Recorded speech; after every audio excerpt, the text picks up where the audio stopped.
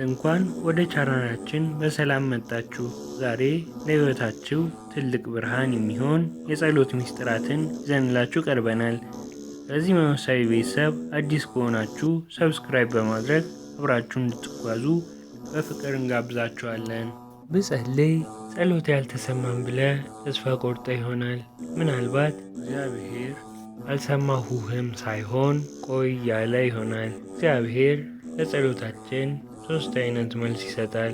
አንደኛው እሺ የለመነውን ወዲያው ሲሰጠን፣ ሁለተኛው ቆይ ነው ጊዜው ስላልደረሰ እንድንታገስና እንድንበስል ሲያደርገን፣ ሶስተኛ የተሻለ ነገር አለኝ የሚል ነው።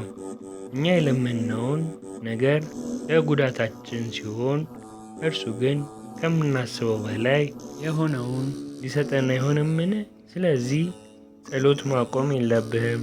እግዚአብሔር ካንተ ጋር ነው። እንዲህ ያሉ መንፈሳዊ ትምህርቶች እንዲደርሳችሁ ቻናሉን ሰብስክራይብ ያድርጉ፣ ለሌሎችም ሼር ያድርጉት።